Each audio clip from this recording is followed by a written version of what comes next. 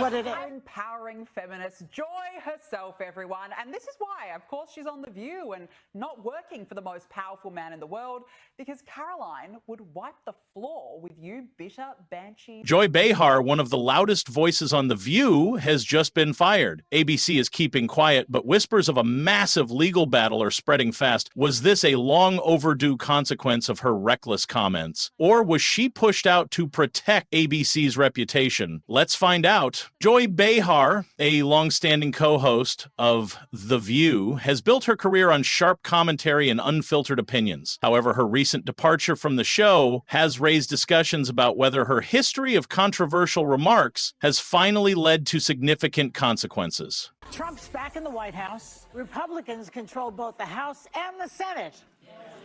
So Democrats aren't just unhappy about this, they're turning on each other. Let's rewind a bit and have a look at her history of controversies. Throughout her tenure on The View, Behar has been at the center of multiple controversial incidents. One of these controversies is the black surface admission. In a 2016 episode, Behar revealed a 1,970 sarin Halloween photo of herself dressed as a beautiful African woman, complete with makeup darker than her natural skin tone. This disclosure resurfaced in 2019, drawing significant criticism and comparisons to other public figures criticized for similar actions.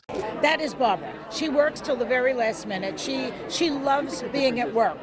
She loves it more than, I think, being at home.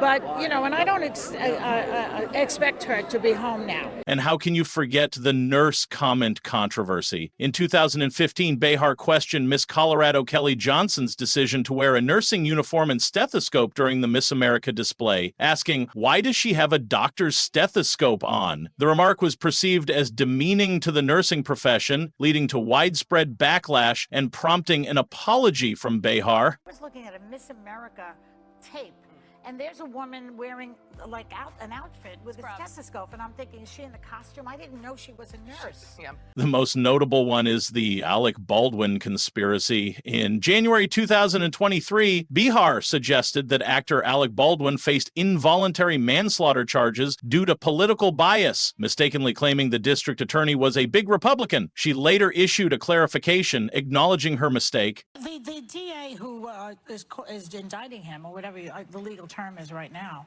she's a big Republican. I'm only saying this because Alec Baldwin is a target for Republicans. They cannot stand him. These incidents, among others, have contributed to a perception of Behar as a polarizing figure, leading to debates about the impact of her commentary on her career path. Now, let's get back to the comment that started it all. During a recent episode of The View, co-host Joy Behar made a remark about White House Press Secretary Caroline Leavitt that raised significant controversy. Behar suggested that Leavitt's appointment was based on her physical appearance, stating, I think that she's probably been put in there because, according to Donald Trump, she's a 10. I think she's probably been put in there because, according to Donald Trump, she's a 10. This comment faced immediate backlash. Critics accused Behar of undermining Leavitt's professional qualifications and reducing her role to mere aesthetics. Notably, conservative commentator Charlie Kirk labeled Behar's remark as disgusting and anti-woman, emphasizing that such statements contradict the feminist principles Behar often advocates. The incident has raised a broader debate about sexism and hypocrisy in the media, especially concerning how female professionals are portrayed and judged based on their appearance. And that was, she said, there will be no wokeness here. Oh, yeah. Let me explain something to you, because without that wokeness, you might not have that job. In response to Joy Behar's remarks, Caroline Leavitt, the White House press secretary, took decisive action by filing a defamation lawsuit against Behar. Leavitt's legal team argued that Behar's comments were not only false, but also damaging to her professional reputation. The lawsuit contended that reducing Leavitt's qualifications to mere physical appearance undermined her credibility and career achievements. The legal action hyped up the situation, placing both Behar and ABC, the network airing The View, under heightened investigation. The network faced increasing pressure to address the controversy, leading to internal discussions about Behar's future on the show. The combination of public backlash and legal challenges ultimately resulted in Behar's departure from The View. I was stunned and amazed by his new White House spokeswoman today. She's actually the youngest ever in that job, Caroline Leavitt. She's just 27 years old. This incident underscores the potential consequences of public figures making undervalued remarks and highlights the legal avenues available to those who believe they have been defamed. In the wake of Joy Behar's controversial remarks about Caroline Leavitt, ABC executives found themselves in a dangerous position. Behar's suggestion that Leavitt's appointment as White House press secretary was based solely on her appearance ignited a firestorm of criticism and led to a defamation lawsuit filed by Leavitt. The legal implications, combined with mounting public backlash, rendered Behar a significant liability for the network. Administration goes. I know the last administration didn't see it that way, so it's a big culture shift in our nation to view someone who breaks our immigration laws as a criminal, but that's exactly what they are. Behind closed doors, discussions intensified. The network had to weigh the potential financial and reputational damage of supporting Behar against the consequences of severing ties with one of their most prominent hosts. The lawsuit threatened not only to involve ABC in a protracted legal battle, but also to tarnish its public image. Ultimately, the decision was made to part ways with Behar, marking a pivotal moment in the network's commitment to upholding its standards and mitigating further fallout. All of you in this room, hold yourselves to that same standard. We know for a fact there have been lies that have been pushed by many legacy media outlets in this country about this president, about his family, and we will not accept that. The internet blew up following Joy Behar's sudden departure from The View, igniting a fierce debate over the implications of her exit. Social media platforms became battlegrounds where opinions clashed over whether this was a victory for accountability or a manifestation of cancel culture. Supporters of Behar's removal argue that her comment about Caroline Leavitt was not only inappropriate but also hypocritical, especially given her long-standing advocacy for women's rights. They contend that holding public figures accountable for their words is essential regardless of their status or tenure. One Twitter user remarked, "Joy Behar's exit is a reminder that no one is above reproach. Words have consequences." What's in the air, Whoopi? What's in the air? Trumpism. Half of this country is miserable. And let's just tell the truth.